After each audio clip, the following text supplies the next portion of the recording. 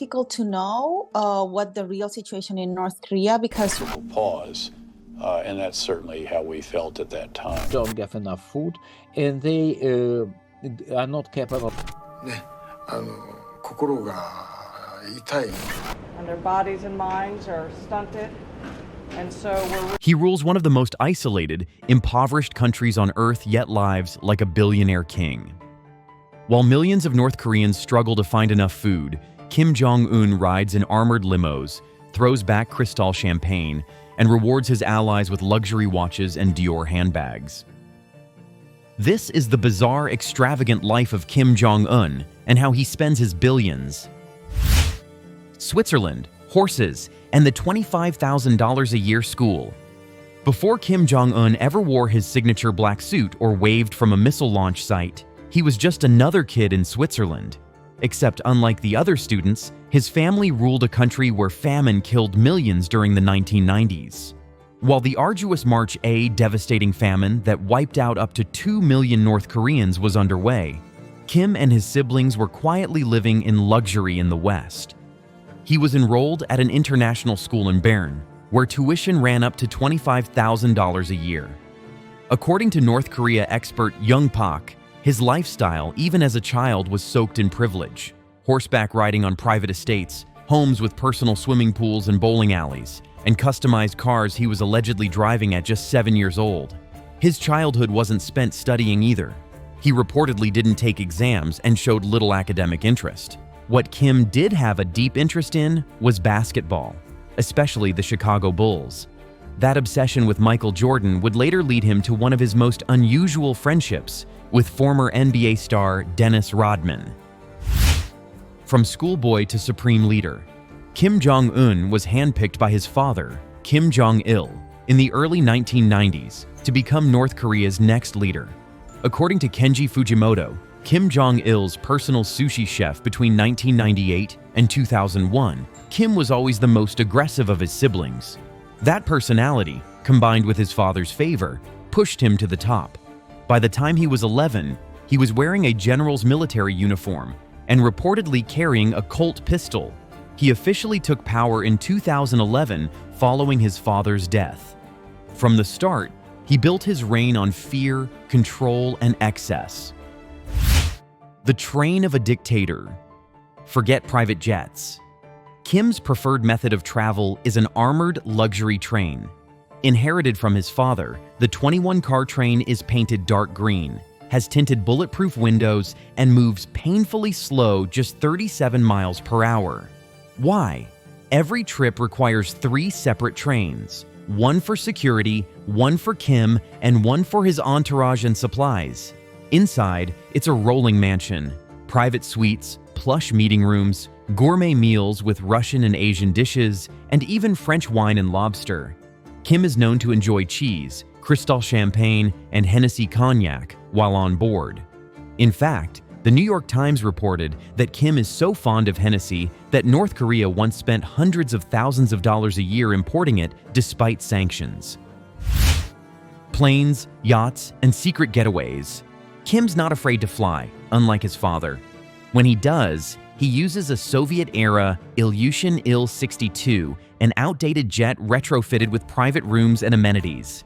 It's mainly used for short trips, like his 2018 visit to South Korea during the Olympic Games. But on the water, Kim goes bigger.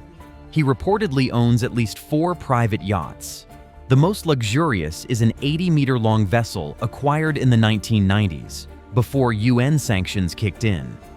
One of the newer additions is a Princess 95 MUY yacht, estimated to cost between $4 million and $6 million. A limo from Putin, a Maybach for himself. Luxury cars are one of Kim's favorite indulgences.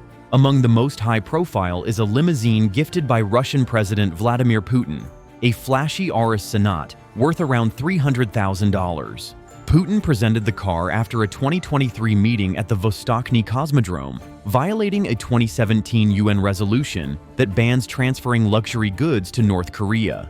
Russia had actually supported that resolution before breaking it. But Kim's not short on other luxury rides. He's been seen in an armored Mercedes-Maybach S650, which starts at over $200,000. And North Korea watching outlets report he also managed to import a Mercedes-Maybach Pullman S600. A customized version of that car can cost close to $1 million. How does all this get into the country under international sanctions? Experts believe smuggling routes pass through the North Korean port of Rason into Russia's Far East, or through China, South Korea, and sometimes even Japan. Billions hidden in a starving nation. So where does Kim get the money to fund this lavish lifestyle in one of the world's poorest countries?